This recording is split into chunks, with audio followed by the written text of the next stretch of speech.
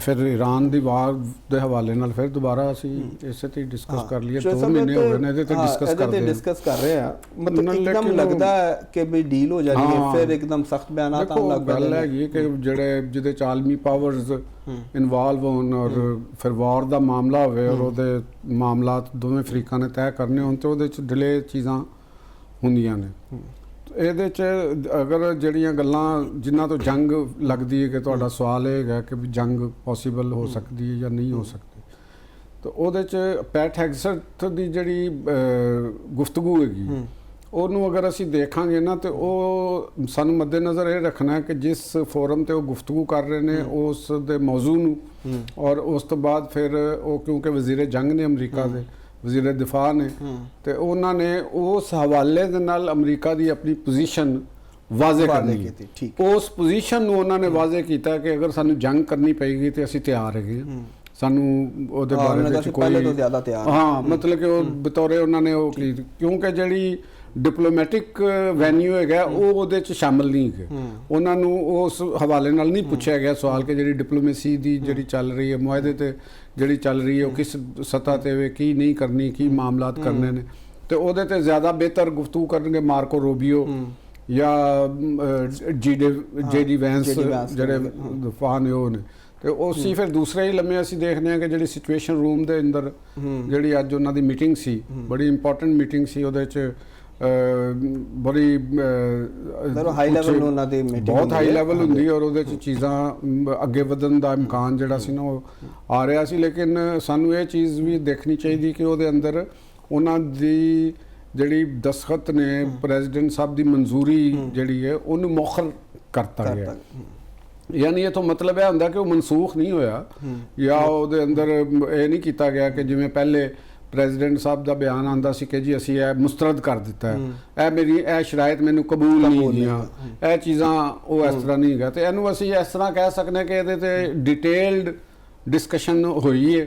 ਉਹਦੇ pros and corns legal. ਦੇਖੋ ਇਹਦੇ 'ਚ ਬਾਜ਼ ਚੀਜ਼ਾਂ ਜਦੋਂ ਮੁਆਹਦਾ ਹੁੰਦਾ ਨਾ, ਕੋਈ ਵੀ ਮੁਆਹਦਾ ਕਿਸੇ ਦੇ ਦਰਮਿਆਨ, ਮੁਲਕਾਂ ਦੇ ਦਰਮਿਆਨ, ਤੇ ਉਹਦੀ ਜਿਹੜੀ ਆਰਟੀਕਲਸ ਹੁੰਦੇ ਨੇ ਜਿਹੜੇ ਜਿਨ੍ਹਾਂ ਔਰ ਸ਼ਿੱਕਾਂ ਹੁੰਦੀਆਂ ਨੇ ਉਹਨਾਂ ਦੇ ਮੀਨਿੰਗਸ ਦੇ ਉੱਤੇ ਵੀ ਬੜਾ ਇੰਪੋਰਟੈਂਟ ਹੁੰਦਾ ਕਿ ਅਗਰ ਇਹ ਲਫ਼ਜ਼ ਆਏਗਾ ਤੇ ਇਸ ਲਫ਼ਜ਼ ਦੀ ਫਿਰ ਤਸ਼ਰੀਹ ਕੀ ਹੋਏਗੀ। ਜਿਵੇਂ ਅਸੀਂ ਕੱਲ ਵੀ ਡਿਸਕਸ ਕੀਤਾ ਸੀ ਕਿ ਉਹ ਅਵੋਇਡ ਕਰ ਰਹੇ ਸਨ ਕਿ ਹਰਜਾਨੇ ਦਾ ਲਫ਼ਜ਼ ਨਾ ਆਵੇ ਤੇ ਇਹਦੀ ਮੀਨਿੰਗਸ ਕੀ ਨਿਕਲ ਗਏ। ਕੱਲ ਨੂੰ ਅਗਰ ਕੋਈ court, international court of justice 'ਚ ਗੱਲ ਜਾਂਦੀ ਹੈ ਜਾਂ ਅਕਵਾਮੀ ਮੁਤੱਹਦਾ ਦੀ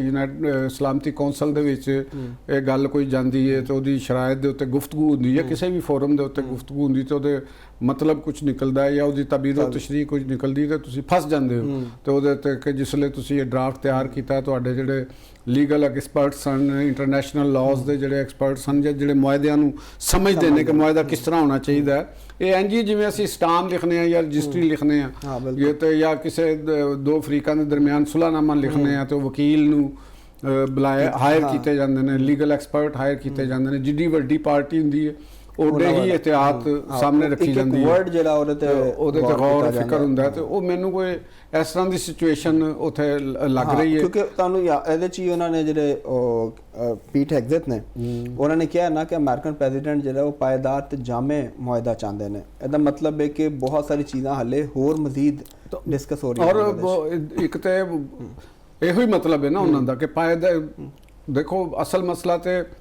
ਯੂਰੇਨੀਅਮ, ਬਲਕਿ ਸਾਰੇ ਹੀ ਮਸਲੇ ਜਿੰਨੇ ਵੀ ਹੋਣਗੇ ਜਦੋਂ ਐਟਸ ਲੈਵਲ ਦੇ ਉੱਤੇ ਐਗਰੀਮੈਂਟ ਹੁੰਦੇ ਨੇ ਤੇ ਉਹ ਪੇਪਰ ਤਿਆਰ ਹੋਣਾ ਹੁੰਦਾ, ਉਹਦੇ ਕਈ ਆਰਟੀਕਲਸ ਹੋਣੇ ਨੇ ਔਰ ਉਹਨਾਂ ਦੀ ਜਾਮੇ ਤੇ ਉਦੋਂ ਹੀ ਹੋਏਗਾ ਨਾ ਕਿ ਹਰ ਉਹਨੂੰ ਰੱਖਿਆ ਜਾਏਗਾ। ਫਿਰ ਇਰਾਨੀਆਂ ਨੇ ਵੀ ਤੇ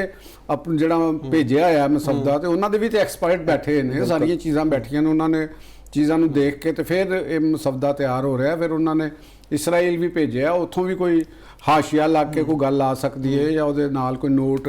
ਵਿੱਚ ਆ ਸਕਦਾ ਹੈ ਜਾਂ ਉਹ ਕੋਈ ਚੀਜ਼ ਨੂੰ ਦੱਸ ਸਕਦੇ ਨੇ ਕਿ ਜੀ ਇਹਦੇ ਤੇ ਗੌਰ ਕਰੋ, ਇਹ ਚੀਜ਼ਾਂ ਨੇ ਤੇ ਇਹ ਚੀਜ਼ਾਂ। ਇਹ ਸਾਰੀ ਗੱਲ ਕਰਨ ਦਾ ਮੇਰਾ ਮਕਸਦ ਹੈਗਾ ਕਿ ਅਸੀਂ ਇਹ ਨਹੀਂ ਕਰ ਸਕਦੇ ਕਿ ਵੀ ਕੋਈ ਜੰਗ ਹੋ ਜਾਏਗੀ ਜਾਂ ਚੀਜ਼ਾਂ ਖਤਮ ਹੋ ਜਾਣਗੀਆਂ। ਮੇਰਾ ਖਿਆਲ ਹੈ ਕਿ ਜਿਹੜੀ ਪ੍ਰੋਸ ਐਂਡ ਕੌਨਸ ਦੀ ਇਹ ਅਮਲ ਜਿਹੜਾ ਨਾ ਉਹਦੀ ਦਰੁਸਤਗੀ ਜਾਂ ਉਹਦੇ 'ਚ ਥੋੜ੍ਹੀ ਬਹੁਤ ਤਰਮੀਮੋ ਇਜ਼ਾਫਾ ਜਾਂ ਉਹਦੀ ਮੀਨਿੰਗ ਇੱਕ ਦੂਸਰੇ ਤੇ ਵਾਜ਼ੇ ਕਰਨ ਦੇ ਉੱਤੇ ਹੋ ਰਿਹਾ ਕਿ ਅਸੀਂ ਜਿਸ ਤਰ੍ਹਾਂ ਕਿ ਯੂਰੇਨੀਅਮ ਦੀ ਮਾਮਲਾ ਹੈ ਤੇ ਉਹਨੂੰ ਸਿਰਫ ਇਹ ਹੀ ਤੇ ਨਹੀਂ ਹੈਗਾ ਕਿ ਜੀ ਕਿਸੇ ਤੱਕ ਫਲਾਂ ਜੀ ਅਗਰ ਇਹ ਕਿਸੇ ਐਟੋਮਿਕ એનર્ਜੀ ਕਮਿਸ਼ਨ ਨੂੰ ਦਿੱਤੀ ਜਾਂਦੀ ਉਹਦੀ ਹਵਾਲਗੀ ਉਹਦੇ ਸਪੁਰਦ ਕੀਤੀ ਜਾਂਦੀ ਤੇ ਸਿਰਫ ਐਨੀ ਦੇ ਨਾਲ ਹੀ ਤਾਂ ਨਹੀਂ ਗੱਲ ਹੋ ਜਾਣੀ ਨਾ। ਤੇ ਇਹ ਵੀ ਤੇ ਹੈ ਨਾ ਕਿ ਫਿਰ ਉਹ ਕਿਸ ਤਰ੍ਹਾਂ ਕੱਢੇਗੀ ਅਗਰ ਉਹ ਦਬ ਗਏ ਨੇ, ਕਿਉਂਕਿ ਇਹ ਵੀ ਇਤਲਾਤ ਆ ਰਹੀਆਂ ਨੇ ਕਿ ਯੂਰੇਨੀਅਮ ਦੇ ਜਿਹੜੀਆਂ ਉਹ ਹੈਗੀਆਂ ਨੇ ਇੰਸਟਾਲੇਸ਼ਨਸ ਜਿਹੜੀਆਂ ਨੇ ਉਹ ਅਮਰੀਕਨ 에ਅਰ ਸਟ੍ਰਾਈਕ ਦੀ ਵਜ੍ਹਾ ਨਾਲ ਉਹ ਮਲਬੇ ਥੱਲੇ ਦਬ ਗਈਆਂ ਨੇ ਤੇ ਉਹਨਾਂ ਨੂੰ ਕੱਢਣ ਵਾਸਤੇ ਵੀ ਤੇ ਬੜੀ ਇੱਕ ਹਾਈ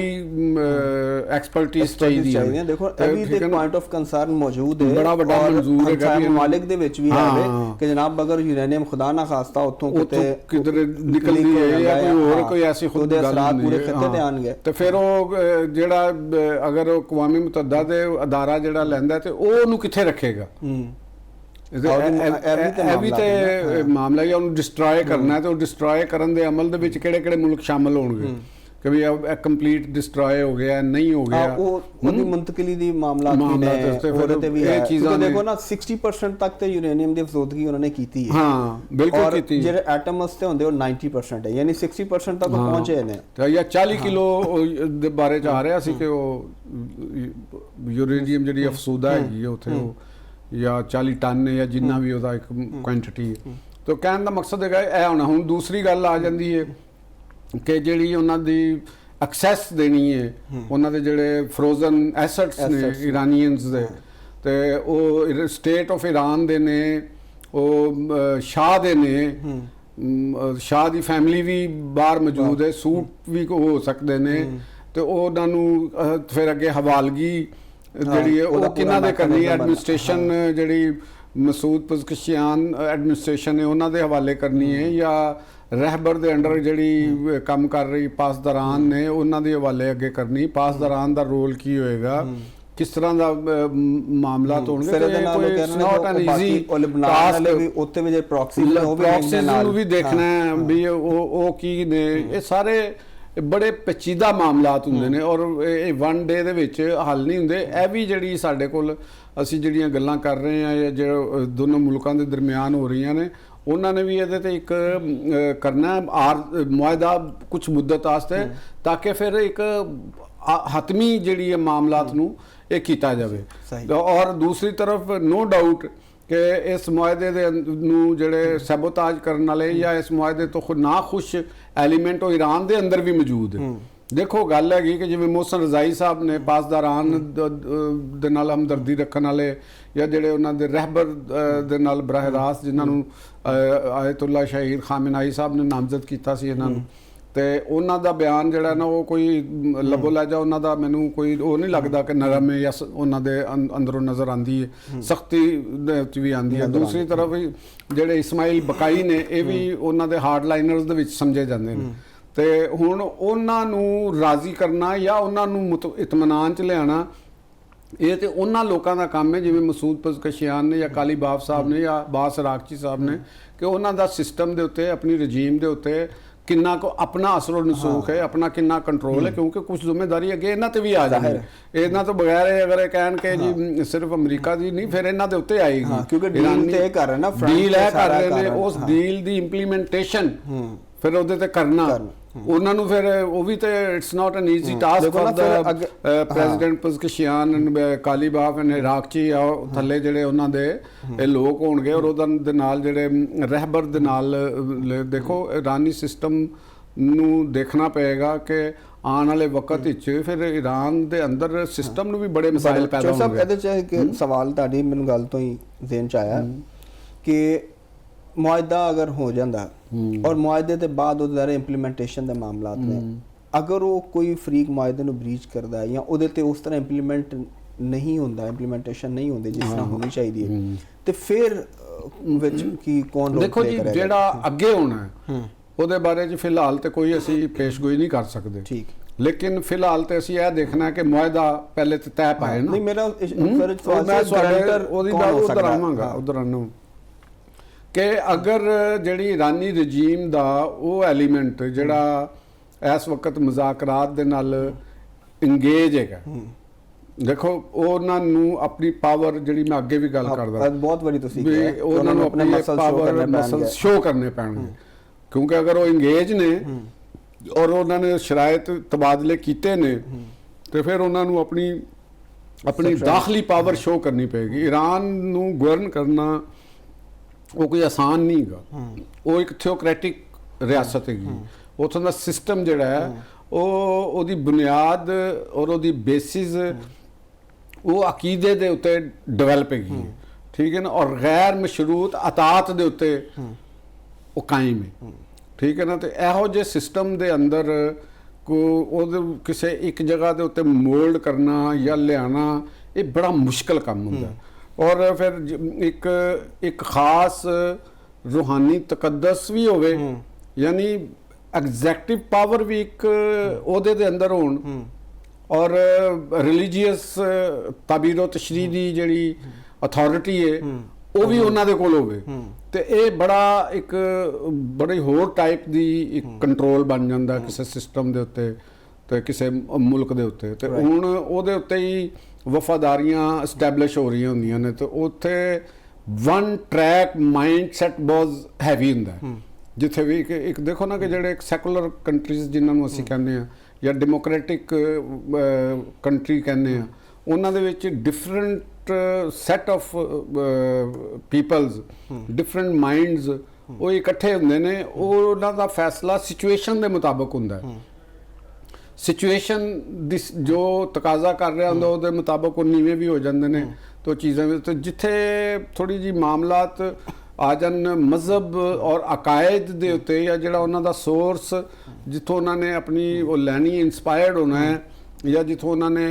तबीरो तशरीक सोर्स तो लैनी है, वो सोर्स दे विचों फिर उन्होंने तब्दील करना बहुत मुश्किल हो जाता, बल्कि नामुमकिन हुंदा है उन्होंने तब्दील करना। तो इंज ही जिहड़ी मैनूं नहीं समझ आती अजे तक कि जिहड़ा आने वाला वक्त होएगा इस मुआहदे तो बाद ईरान की करवट लेगा। क्या ईरान दा सिस्टम अपने अंदर एनी फ्लैक्सीबिलिटी एनी लचक और रखदा है कि यह जिहड़ी एक उत्थे झटके लगे ने उन्होंने या जिहड़े इहदे अंदर वो जिहड़ी डिफरेंट आवाज़ां होणगियां उन्हां नूं अब्जॉर्व कर लेगा। एक तुसीं वड्डी पावर नाल एक जंग तो बाद भी तो एक कि जिवें उन्होंने कहा सी कि एक दरिया के पार उतरा तो मैंने एक और दरिया का सामना था। हाँ, तो ये ईरानी क्यादत नूं इस मुआहदे तो बाद एक होर दरिया का सामना होएगा। देखो वैसे एक चीज़ जिहड़ी है ना वो थोड़ी अलार्मिंग है वे, क्योंकि सानू अगर असी अमेरिका की पुरानी रवायात नूं भी देखीए ਉਹਦਾ ਜਿਹੜਾ लाइन ऑफ एक्शन है ਉਹਨੂੰ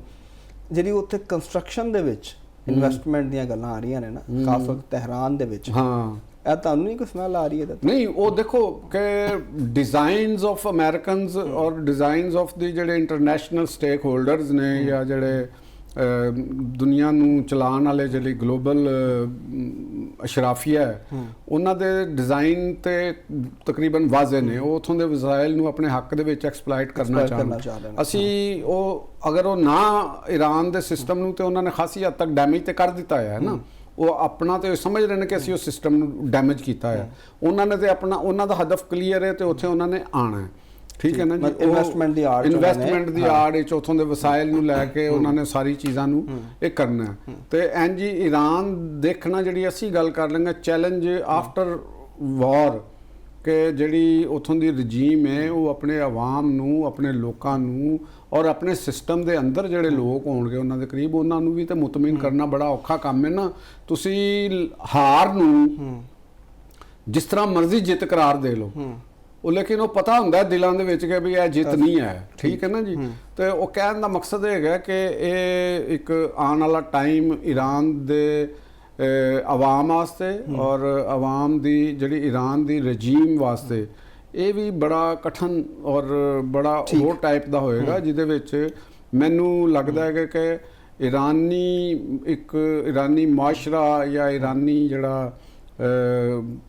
ਉੱਥੋਂ ਦੀ ਜਿਹੜੀ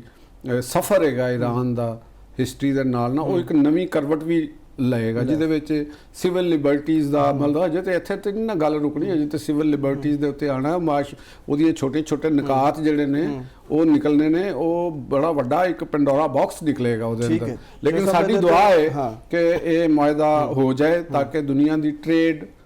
ਔਰ ਦੁਨੀਆ ਦੀ ਜਿਹੜੀ ਮਾਮੂਲਾਤ ਨੇ ਉਹ ਸਮੂਥਲੀ ਚੱਲਦੇ ਰਹਿਣ। ਜਿਵੇਂ ਦੇਖੋ ਨਾ ਕਿ ਅਜੇ ਸਿਰਫ ਮੁਆਹਦਾ ਹੋਇਆ, ਬਲੌਕੇਡ ਖਤਮ ਕਰਨ ਦੀ ਗੱਲ ਹੋਈ ਤੇ ਇੰਟਰਨੈਸ਼ਨਲ ਇੱਕ ਸਾਈ ਆਫ ਰਿਲੀਫ ਫੀਲ ਹੋਈ। ਸਭ ਗੱਲ ਕਰ ਰਹੇ ਆ, ਉਹ ਮੈਨੂੰ ਲੱਗ ਰਿਹਾ ਕਿ ਇਨਸ਼ਾਅੱਲਾ ਕਿ ਆਉਣ ਵਾਲੇ ਟਾਈਮ ਦੇ ਵਿੱਚ ਮਾਮਲਾ ਬਿਹਤਰੀ ਦੀ ਤਰਫ ਜਾਂਦੇ